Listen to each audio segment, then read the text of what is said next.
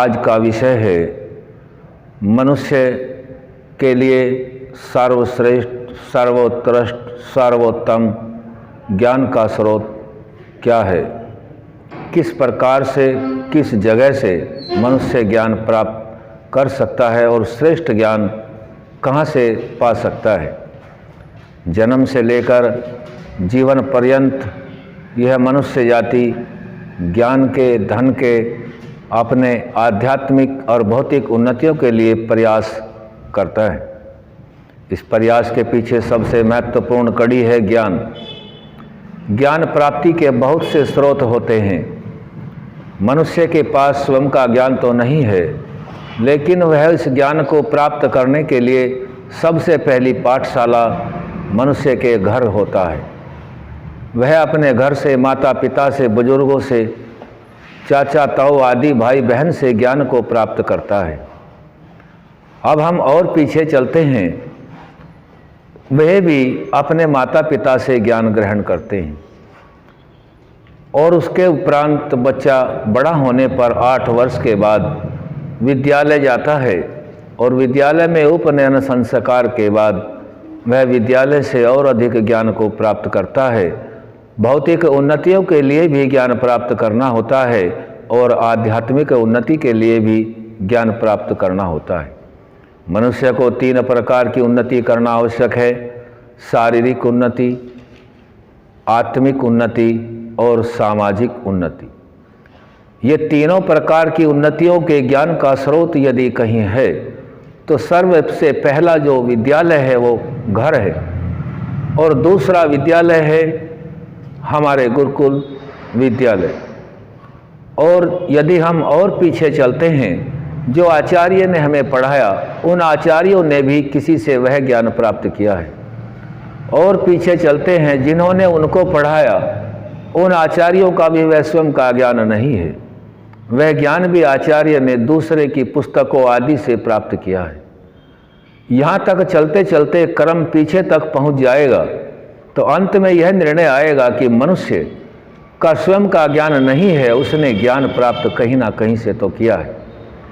यदि ज्ञान के सूत्र तक हम पहुँचे, ज्ञान के आधार तक हम पहुँचने का प्रयास करेंगे, जिस समय सृष्टि का प्रारंभ काल होता है, परमात्मा सृष्टि का सृजन करते हैं, उसी समय इस सृष्टि में जितने भी प्राणी हैं सभी के प्राणियों की व्यवस्था, भोजन आदि की परमात्मा अपनी न्याय व्यवस्था से करते हैं।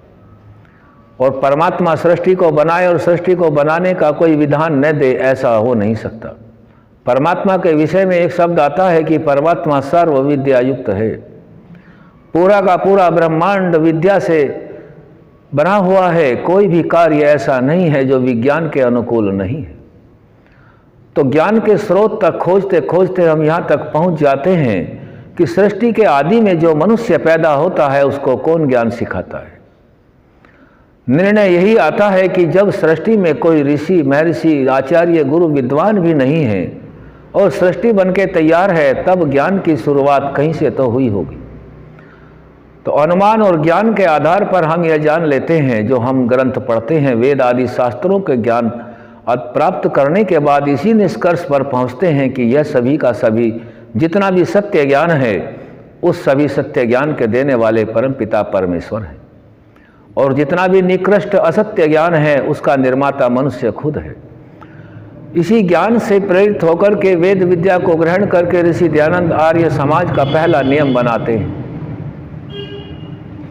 सब सत्य विद्या और जो पदार्थ विद्या से जाने जाते हैं, उन सबका आदि मूल परमेश्वर है। आर्य समाज का पहला नियम जो वेदानुकूल है, ऋषियों के कथन के अनुकूल है, ऋषि जो परमात्मा का साक्षात्कार करने के उपरांत ही अपनी वाणी को मनुष्यों के बीच में पहुंचाते हैं। वेद, शास्त्र, उपवेद, उपनिषद के माध्यम से हमारे पास यह ज्ञान पहुंचता है। एक बहुत लंबी श्रृंखला बन जाती है। उस लंबी श्रृंखला में जब सत्य ज्ञान आगे बढ़ता है तो उसमें कुछ असत्य ज्ञान भी मिलता जाता है। हम सभी वैदिक ज्ञान ऋषियों के अनुसार यदि हम अपना जीवन शुरू करते हैं और ज्ञान के खोज की तलाश में लग जाते हैं, तब हमें सत्य और असत्य का ज्ञान भी होने लगता है। महर्षि दयानंद सरस्वती जो आर्य समाज के संस्थापक और बहुत बड़े महान विचारक, इस समाज राष्ट्र की उन्नति के लिए अपने जीवन को बलिदान तक कर दिया और वो ईश्वर के सच्चे साक्षात्कार किए हुए सच्चे भक्त थे। उन्होंने यह बात सिद्ध कर दी कि मनुष्य ज्ञान के बिना उन्नति नहीं कर सकता और यह पहला नियम उसी वेद विद्या के आधार पर प्रेरित होकर के ऋषि दयानंद ने हमको दिया है कि सब सत्य विद्या और जो पदार्थ विद्या से जाने जाते हैं उन सब का आदि और मूल परमेश्वर है। आदि का अर्थ है कि शुरुआत में, मूल का अर्थ है जड़, बिल्कुल प्रथम क्रिया में इस सभी ज्ञान का देने वाला परमात्मा है, जिस ज्ञान को हम वेद के रूप में जानते हैं। वेद अर्थात ज्ञान। यह ज्ञान सारा वेद से ही आता है, जो सब सत्य होता है और जो इसके विपरीत असत्य होता है वह सभी ज्ञान मनुष्य के द्वारा निर्मित होता है। मनुष्य के द्वारा निर्मित ज्ञान पतन की ओर ले जा सकता है, लेकिन परमात्मा के द्वारा प्रदत्त ज्ञान कभी भी पतन की ओर लेकर नहीं, हमेशा उन्नति की ओर लेकर के जाता है। क्योंकि परमात्मा ने हम सभी को पुत्रवत सभी कुछ पदार्थ दे रखे हैं। पूरी सृष्टि का रचन करने के उपरांत सभी के साधन आदि की व्यवस्था परमात्मा ने अपने पूर्ण शक्तिमान सामर्थ्य से किया है, क्योंकि परमात्मा का एक गुण है सर्वशक्तिमान।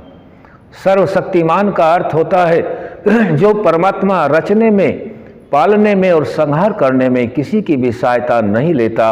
यह उस परमात्मा के गुण सर्वशक्तिमान का अर्थ हमने जान लिया है।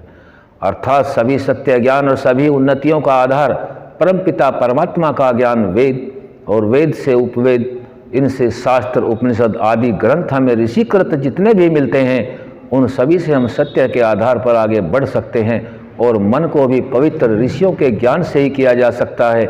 इसके अलावा दूसरा कोई रास्ता भूमंडल पर नहीं है। आज ज्ञान के स्रोत को हमने परमात्मा के विषय तक जाना है। आज का विषय यहीं तक रखेंगे, आगे फिर ओम शम।